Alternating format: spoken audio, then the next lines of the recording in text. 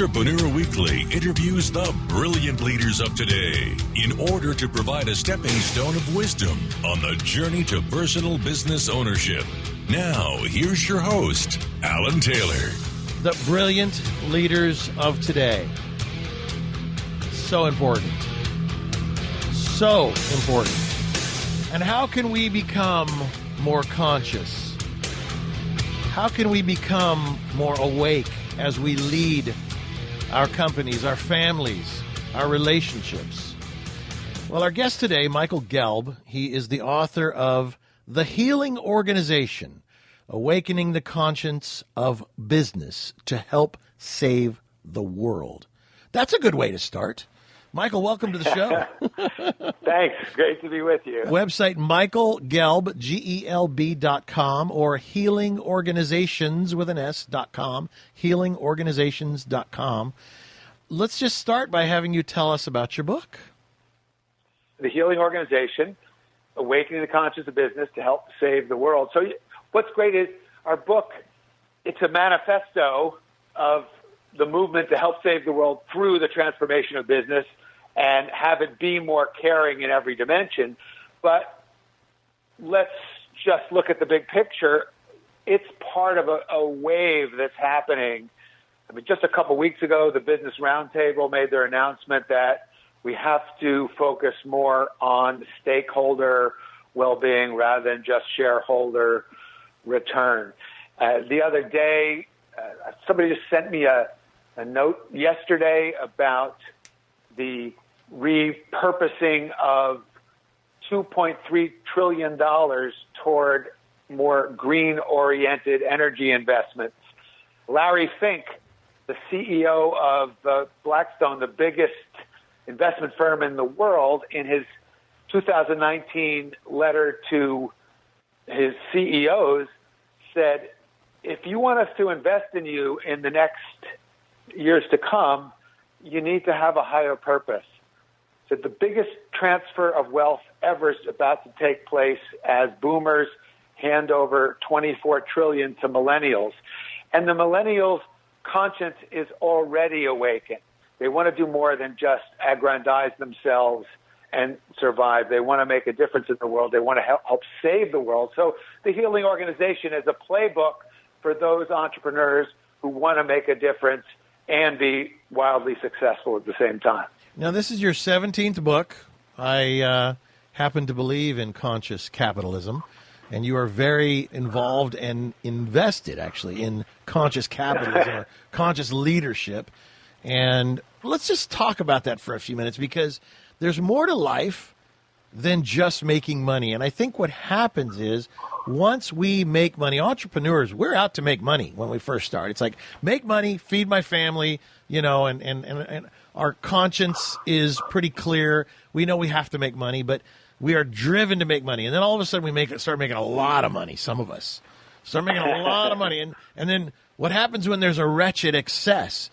Do you feed that dark side of yourself and become kind of like the Grinch? Or do you actually look to do good in the world and start looking at your employees and those that need to earn a little more or need a little help or maybe need a leg up or maybe need to have their own business and need to be encouraged by you, us, to say, you know what, you could really do well if you had your own business. How about if you take the chance, I'll keep paying you. You can work for me, you know, a little different hours if you want to, because I want to help you to be an entrepreneur. I've done that. And my God, it feels so good when that person is off and running and doing their own things. It's like training your kids or showing your kids how to take the training wheels off of their bicycle, and now they're riding on their own, and you get a sense of self-worth of, I just helped that person, you know, change their life for the better, and in an unselfish way. It's like, I don't get anything back from it other than that beautiful feeling that you have. My dad calls it, it's a Yiddish word, nachas, which is a warmth of the heart, right? So I don't know if you know that word or not, but well, that was just so beautiful. You just described that awakening, which is getting the notion that, yes, of course, it's wonderful to generate tremendous abundance. Right. All right. Hold tight. Let me take a break here, and we'll take another shot at talking about your book. We're talking to Michael Gelb. He is the author of The Healing Organization, Awakening the Conscience of Business to Help Save the World. Man, that's a big one. We'll take a little break. It's Entrepreneur Weekly. Don't go anywhere.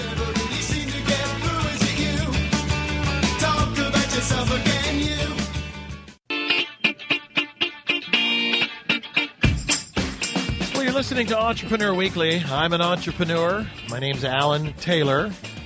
Entrepreneur Magazine on newsstands everywhere. Pick up a copy. Also visit our website, entrepreneur.com. And, we're talking with Michael Gelb, his book, The Healing Organization. Michael, when you talk about healing, what exactly do you mean? Is it physical, spiritual, or something else? And can a conscious business really save the world? But what is it? Is it physical, spiritual? What is it? It's physical, it's spiritual, it's emotional. I would say it's even intellectual. Healing means wholeness. And you described it before about the sense of wholeness you got, the nachas you got, the pleasure, the good feeling you got from helping one of the people who was working for you. But here's the bonus that I think is really important for people to understand is what we're learning. And my co-author, Raj Sisodia, did the research. He's a business school professor. He has done the research to show that when you operate in this way, in a way that is oriented towards wholeness, towards healing, towards caring for, first of all, most importantly, your own employees. It all begins with that, because then your employees care more for your customers, and you care for your vendors, and they know they can trust you, and you care for your community, so your community supports you. You create a situation that is not only healing, it's more profitable. You'll make more money over time. So once you know that, how could you even think about doing anything else? All right. Got another one for you here. What companies do you feel currently embrace this healing organization movement? Well, there are lots of them. That's the fun we had in this book, is we profile in depth 25 healing organizations from very diverse industries. There's some really, really cool ones.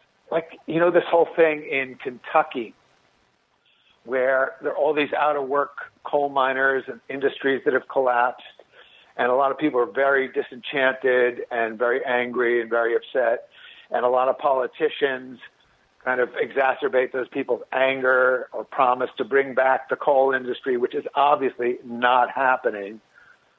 But check this out. This immigrant, by the way, entrepreneur, born in Kentucky, came up with this idea of training these out-of-work communities, training the people how to do coding. So these people are now making more money per hour than anybody made in a coal mine. They don't get black lung. They have a future for themselves because they're part of a new industry, a growth industry. They've got a future for themselves and their communities. So to me, that's just one example of when we talk about how business can help save the world. That's what we're talking about. It's don't lie to people. Help them use that entrepreneurial spirit, that creative spirit. Help them learn what they need to learn to go out and meet other people's needs. Because that's what is healthy business is about, meeting people's needs and doing it in a cost-efficient and intelligent and creative way. And so that company I described is called Interact. It's just one of the stories in our book. Mm-hmm. The book, again, is called The Healing Organization. And so you can go to healingorganizations.com on the web and find that, or Michael Gelb, Gelb.com. And you told me you were a juggler? That's correct. I worked my way through graduate school as a professional juggler. I juggled live on stage with Mick Jagger and the Rolling Stones, and also with Bob Dylan. Oh my God. And many years ago, I taught Joan London how to juggle live on Good Morning America. I wrote a book about juggling, and I still teach big seminars. I teach like 1,000 IBM engineers how to juggle, and we use it as a metaphor for the process of keeping a number of things up in the air and don't get too upset when you drop them. Right? Oh, that's funny. Michael, let me ask you, you've written 17 books. What are you most proud of? I mean, what bubbles right up out of all this life that you've lived now and all these books? And here you are with the Healing Organization and this whole conscious capitalism movement. Well, I would say thank you for asking that one, because this is it. The Healing Organization is the most important thing that I've had anything to do with thus far. It's the culmination of everything I've ever done. And what's really cool is my co-author, Raj Sisodia, who is the co-author of the book Conscious Capitalism with John Mackey, the founder of Whole Foods. And Raj is also the author of a great book called Firms of Endearment. This is Raj's 11th book, and he'll tell you the same thing.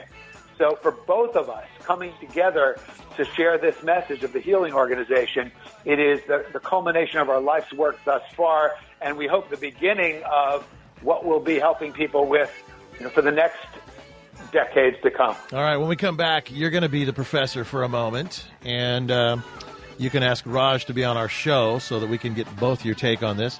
We're talking with Michael Gelb, the Healing Organization. Can your organization heal? Michael will teach you how on the other side. We'll be right back. It is Entrepreneur Weekly.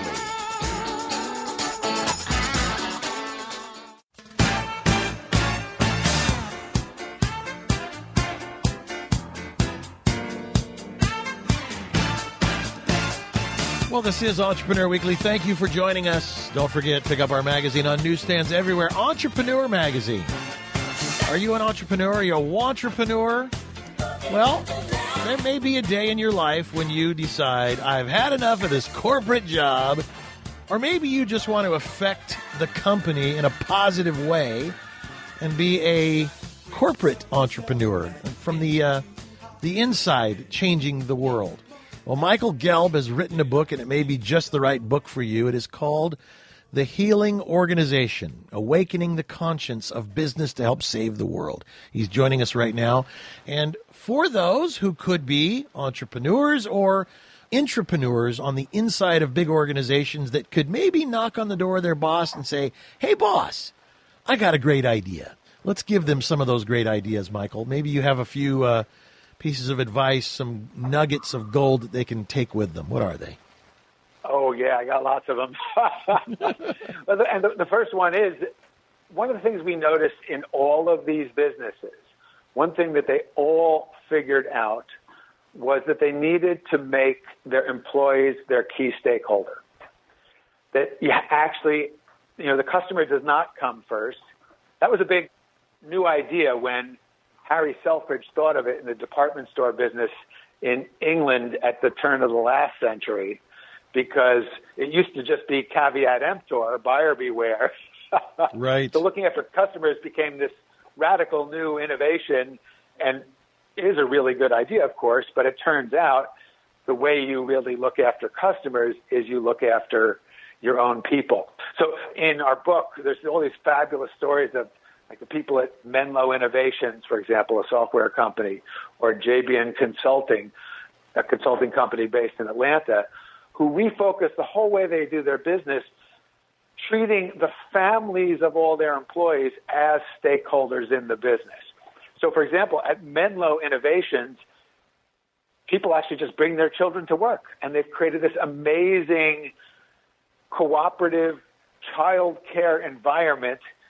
We talked to the CEO. He's become a friend a couple of weeks ago. He said the latest count, they have 26 babies in their office. Oh, my God. I got to tell you how bizarre this is, because my daughter-in-law works for me, and so her and my son had a baby. And, of course, the girl that sits next to her a couple of months later had a baby. My daughter, who works for me part-time, and her husband had a baby. And then the guy that sat next to them had their second baby. So I said, look, guys, this is what's going to happen. This is going to be the breastfeeding room. This is going to be the quiet room, cool. So you can put some cribs in there. So as I'm hearing this, I only have a little itty-bitty company, but I agree 100%. How would it change the world for companies to actually invest into the lives and the livelihoods of their employees and their families would be a better place, because then you don't have latchkey kids where the kids are wandering around getting in trouble because maybe they're at a daycare and how much could it really cost when it comes right down to it? Put the money back into your employees, and what they're going to do is exactly what you said, Michael. They're going to put that love right back into the company.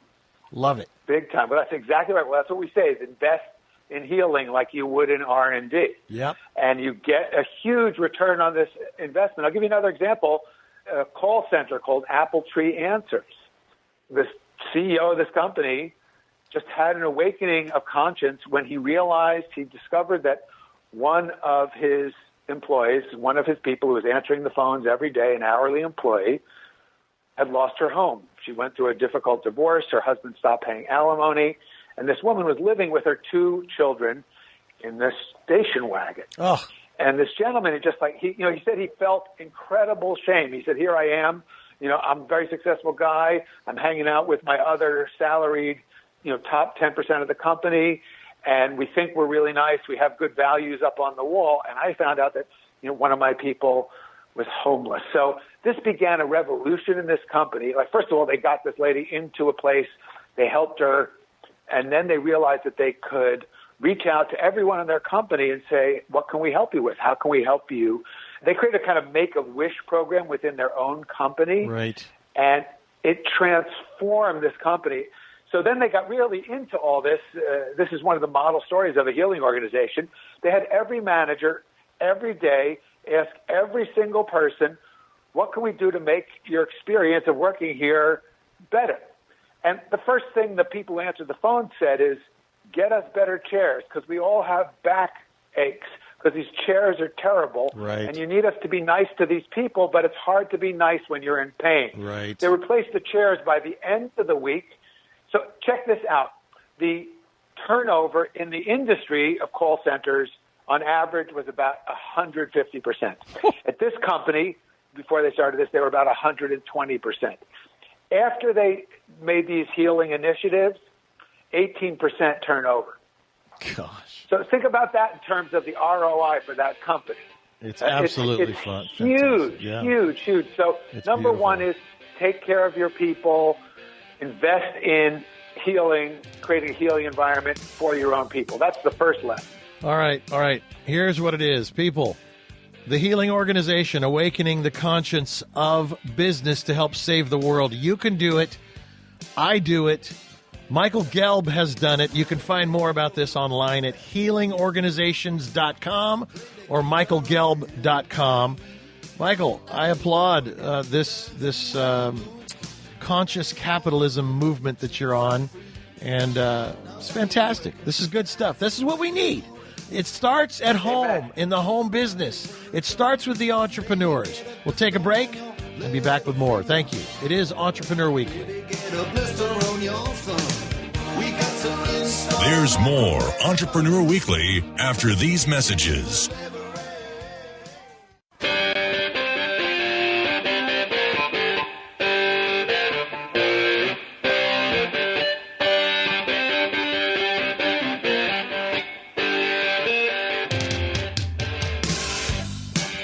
You're going to love this next guest. I already love him. I talked to him in the commercial break. I gave him 1 minute, and I just fell in love with this guy. He's got a brand new best-selling book, Total Rethink. You know what? And you don't want to be one of those yo-yos out in the world. He says to me that people outside of the business world, they need the total rethink more, even more than people in business. Because when you're in business, you gotta sharpen your pencil every single day. You gotta sharpen yourself every single day. But you people listening on radio stations and the podcast around the world, you people need it too. Otherwise, guess what? If you don't stand up for something, you'll fall for anything. All right, my next guest, David McCourt. Here he is, davidmccourt.com. You can find him on the web at DCMcCourt is his handle on the social media world. David, how you doing, man? I'm doing great. I love your intro music. I got to get you to do my playlist. There you go. So you are the founder and chairman of Granahan McCourt Capital and author of this brand new best-selling book, Total Rethink. When it says best-selling, what does that mean? Where is it best-selling? Come on. It's best-selling on Wall Street Journal. It's best-selling in USA Today. Wow. And it's best-selling in the entrepreneurship category of Amazon, which is where 80% of the books are sold. So that's probably the most important one. All right, give me the golden nugget. Why is this so important? Total Rethink. What are we rethinking? But why is this so important to people outside of business as well as people in business? I want to hear your take. All right, well, there's a couple of reasons. First of all, business people, they're like mice, right? They're going to find a crumb. If you leave them on their own, they're going to do just fine. But there's lots of people, Alan, in the world that care about stuff. They're passionate about stuff, but they just, they don't have a utility for a lot of money or don't really care about a lot of money, but they want to make a difference. They want to make a change. They might be diplomats. They might be nurses. They might be doctors. They might be cops. They want to do a good job. And the world is moving so fast right now, as you know, Alan, and that's a combination of globalization, social media, the internet, how we absorb information. All those things together are making the world move so fast, but yet we're still thinking in incremental ways like we have since the Industrial Revolution. From the Industrial Revolution up to, say, Jack Welch's tenure at GE to the mid-'90s, everything was about incremental change. And everybody, as you know, everybody had expressions for it, Six Sigma and another turn of inventory and another point of EBITDA. And you could do well in your business by just executing with incremental change. And you could do well in your life by just moving along with incremental change. But now everything's moving so fast. Right. You got to rethink everything. Otherwise, you're going to get left behind. You're totally screwed if you're trying to make small incremental changes in a world that's moving this fast. All right. I'm going to use an example here because I got this happening in my own life. I have this employee that I adore. I adore her. She's been working for us for a few years. She's a little older, and technology scares her a little bit. And we're about to put in this whole brand new system to make sure that we take care of our customers and that we keep everything, all systems and processes all in place where you can pull it up in a second, got a dashboard and she's like, she's used to making 3 copies of everything and putting a copy of each thing in a file and doing it the old school way, right? I respect that. I love that. I am old school. I love that. But guess what? If we don't keep up, we are going to be left behind. You can no longer be effective in the marketplace when things are moving at the speed of light and you are on a pedal scooter. You got to get up with the game. Am I right? 100%. Not only will business not reward you if you don't do it, they won't even allow you. Right. They won't even allow you. You won't even be in the game. You're like, don't suit up. Stay in the locker room. Whew, Forget about it. Not happening. Here's the sad part. It's in her mind, too much to swallow. And I always say to people, how do you eat an elephant? One bite at a time. You don't have to swallow the whole elephant at once, but you got to get started, people. You got to get started. If you're listening, if you're one of those people outside of business that we're talking about, I'm talking with David McCourt, and we're talking about total rethink. You better start totally rethinking.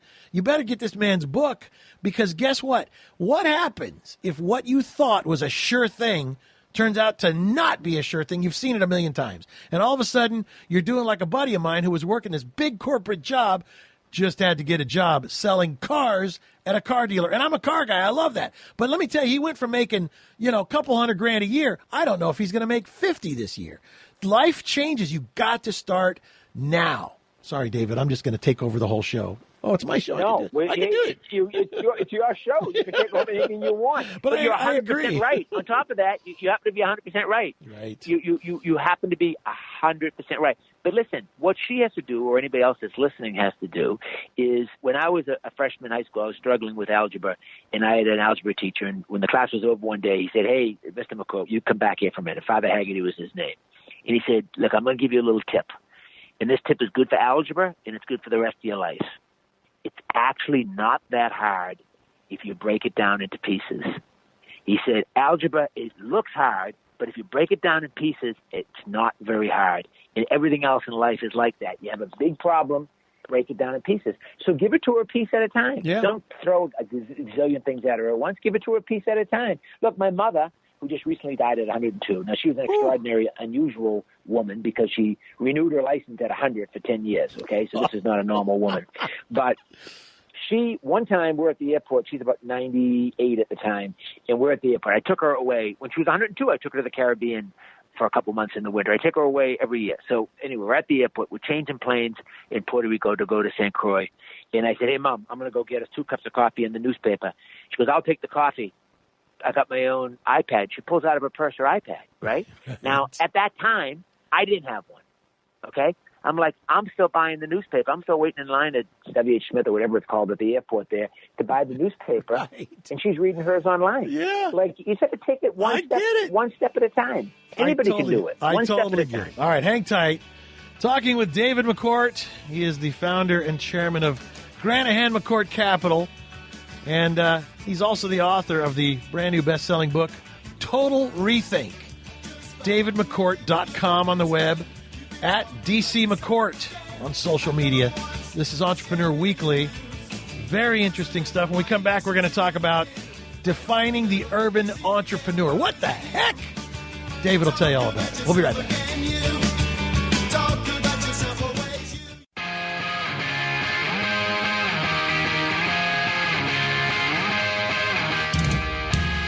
Well, you're listening to Entrepreneur Weekly. I'm Alan Taylor. Entrepreneur Magazine at newsstands everywhere, even in the airports, like David McCourt said. Shouldn't have been buying a newspaper. He should have been buying an Entrepreneur Magazine. I'm sure he's already done that. By the way, David McCourt, an interesting man. Again, the founder and chairman of Granahan McCourt Capital. Have European offices in Dublin. Also, over 30 years, he's founded or brought 20 companies in 9 countries. My goodness gracious, award-winning, critically acclaimed TV series Reading Rainbow became the most watched show in the classroom in the United States. Irish-American businessman. He's from South Boston. David, thank you very much. We're going to talk about now defining the urban entrepreneur. How do you define an urban entrepreneur? Just curious.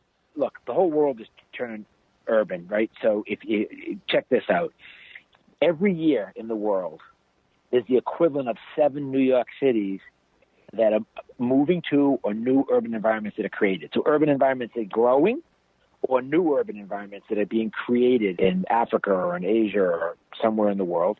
There's the equivalent of the planet has like 7 new New York cities a year. So the whole world is becoming urban, which is a problem for rural America, rural Ireland, rural England, rural Italy, rural Germany, doesn't matter, rural Africa. It's a real problem because it's not sustainable. There's no jobs there. All the jobs are moving to an urban environment. And that itself needs to be fixed. And one way to fix that is to get connectivity, high-speed connectivity to every man, woman, and child in the world. And that offers up all sorts of opportunities for people because they're smart people, Alan. They're smart, confident, hardworking people all over the world. But, they weren't lucky enough to be born near an urban environment, and they weren't lucky enough to have a mother that, like I did, to give them confidence. So they're screwed. Here's what I see, and I think you may have also said this along our journey here, but the advancements in technology is really leading to the disappearance of the middleman. Because I got to tell you, I know somebody in Hollywood right now, I'm not going to name drop, but this person does a lot of their own booking because it's so easy anymore. One email, one response, one more response back, and the next one is, okay, let's do it.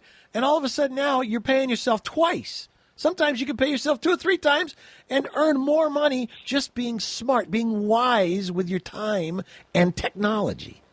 Yeah, the middleman is dead. I mean, he's anyone that sits between your product or your service and the end customer. That business model is in huge trouble. Yeah. That business model is in big, big trouble. So, if anybody listening is thinking about starting a business, they need to think about a business that cuts out the middleman. If their business model is creating a middleman, then it's going to be short-lived. They're going to wear the dinosaur. Makes no sense. Talk about collaboration, because to me, everything I do, I try to collaborate. Because if we put our heads together, you and I, we could change this whole world. Because you're going to go, I got another guy we get to bring in. And I got another guy. And it's like 6 degrees of separation. But to me, 1 and 1 doesn't make 2. It makes 11. 100%. Look, I grew up being trained by the Peter Kiewit Company in Omaha, Nebraska, right? So that was, Walter Scott, who's the chairman there, was sort of my mentor. And they do anywhere from 15 to 17 billion a year, a very hard industry they're in, the construction industry. And they were my partner early on. And they do about, 60% of all their revenue comes from partnerships around the world. And they just taught me that if you collaborate with someone else, not only do you have more ideas for the upside, but more importantly, Alan, you have more warning for the downside. Sometimes when you're in the middle of doing battle, when you're trying to start a business or grow a business, you don't see the downside. If you have a partner, they can sometimes stand in a different spot and see a downside that you don't see. So your downside, if you collaborate with people, is so much less. And it's so much more fun. Yeah. It's so much more fun to do it with someone else. Collaboration, inclusion, and empowerment, those aren't just, politically correct buzzwords. That's how you make life fun. That's how life becomes fun. What I found is that entrepreneurs are my tribe. You know what I mean? It's like if I wander into a bunch of football players, in a locker room talking football, I didn't play football. I played water polo. I don't even know what the heck they're talking about. I get the theory of football. I watch football. But I was not a football player. I was a water polo player because I grew up on the beach. I wanted to be in the water. I wanted to go surfing. But when I walked into the world of Entrepreneur, like for Entrepreneur Magazine, when I walked into the offices of Entrepreneur, everybody there was an entrepreneur. Everybody we talked to, like you and I. What have we known each other now? 14 and a half minutes? I can tell you that we speak the same language. And I feel like, all right, well, you're part of the tribe now, and I'm part of your tribe. And we immediately, it's like, I don't know, it's like we speak each other's language, even though it's the same words as other people are talking. When you become an entrepreneur, there's a certain heightened awareness. And I don't know whether it's business awareness or life awareness, but there's a heightened awareness. So I say to the people listening, and we got one more segment with this man, if you like what you're hearing, join the tribe. Entrepreneur.com. You can find David McCourt at David McCourt, and that's MCCOR. Let me do it again. MCCOURT. DavidMcCourt.com. On the web. You can find him on the social media at DC McCourt. His book, Total Rethink. We're going to be right back with more. When it comes to building and maintaining IT systems, smaller businesses wrestle with slim budgets and resource constraints. At the same time, they're pressured to deliver agility, security, and a great experience for their customers. How can small businesses transform their IT infrastructure without breaking the bank or restraining personnel? Look for a networking solution that is easy to deploy, operate, and manage, so it can scale seamlessly when it comes time to expand. Security is top of mind for everyone, especially small businesses that might not have the people or bandwidth to monitor the network as closely as they'd like. For that reason, it's key to look for security features that offer automation and are easy to deploy and use. Businesses that don't think they can afford to make an upfront investment in technology might want to ask about leasing or financing options. There are many easy ways to spread your payments over time while avoiding technology obsolescence. Visit cisco.com/go/SMB to discover our current promotions and free trials and explore the small business portfolio.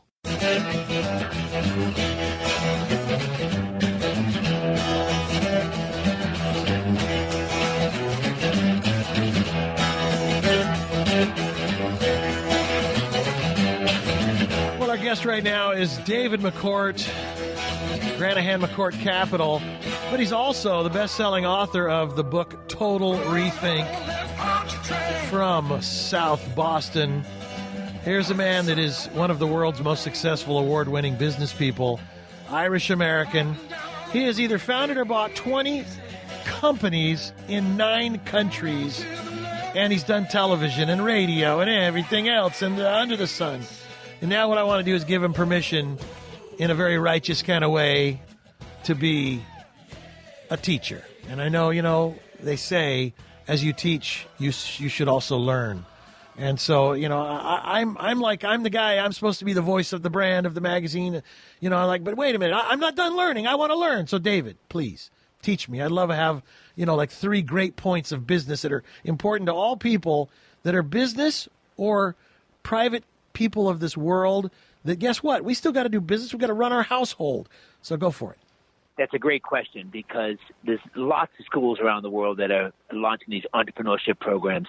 And, most of the curriculum I don't agree with, because, these kids are coming into university, and when they decided that they wanted to go to college, they were in high school, and they're like, oh, I want to go. They have an entrepreneurship program, and I want to be an entrepreneur. That means I have no boss. I can make my own hours, and I can make lots of money. Well, as you know, Alan, you do have to have a boss, if that's what you call a mentor. You can make your own hours. It's called 24 hours a day. Yeah, I'll tell you who's my boss. You can decide whether you're going to work 22 or 24 hours. Right. My boss is my customer, just so you know. But go ahead. Yeah, well, look, when I was talking to you at the break, you're eating your lunch out of your refrigerator there. Right. You haven't had time because you're working 24 hours a day. That's the real world. You know it. So and that's how it works. And the dirty little secret is real entrepreneurs don't do it for the money. They do it because they're trying to solve a problem, and they love it. They love it. So Agreed. they're not doing it for the money. Now, if I was doing a curriculum, and you could follow my book, but because I have a chapter in each one of these things, first of all, and there's a chapter on this, which is, look, you got to work on your strengths, not your weaknesses. Your strengths can be improved almost infinitely. Your weaknesses are going to be improved marginally at best if you put the same effort in. And society always teaches you, you come home with your report card, 4 A's and an F, and everybody's like, okay, we need to spend all our time on the F, not, let's spend more time on the A's.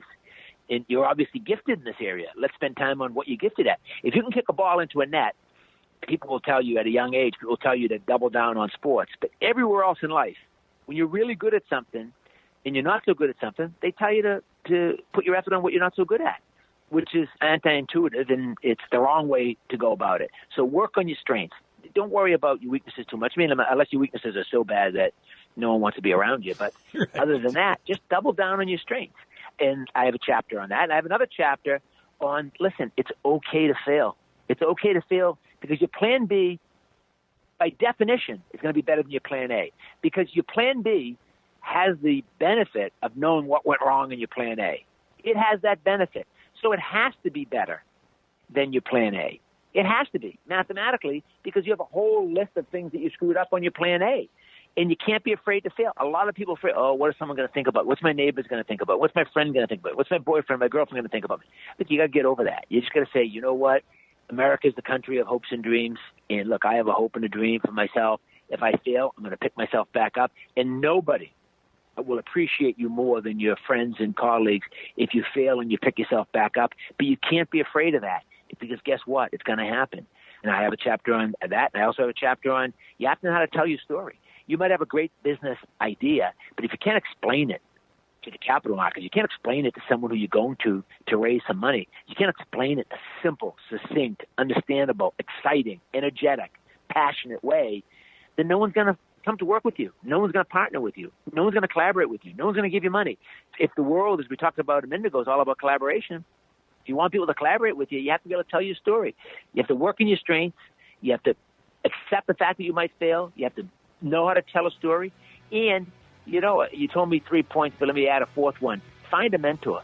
Don't think you know everything yourself. Find someone who's done it and ask them for help. I wrote Jack Welch a cold call letter, and I had never met him before. And I said, I'd like to come in and learn from you. This is when he was at the height of his career. He had increased the stock by 4,000% or something. I got a standard letter back that said, I don't know who you are, buzz off. But then on the bottom he wrote, look, call me after Christmas. And after Christmas, I called him, and I put the copy of this letter in my book, and I went and saw him, and he taught me, he saved me decades. All right. Beautiful. Of pain by being my mentor. All right, let's all save decades of pain by picking up the book, Total Rethink. You can find it at bookstores everywhere, I'm sure, Amazon, all the rest. Or you can check out davidmccourt.com. That is him, at DC McCourt. On social media, I'm Alan Taylor. Thank you, David. Thanks, Alan. See you guys next week, same time, same channel, to learn. This program is copyrighted by Entrepreneur Incorporated.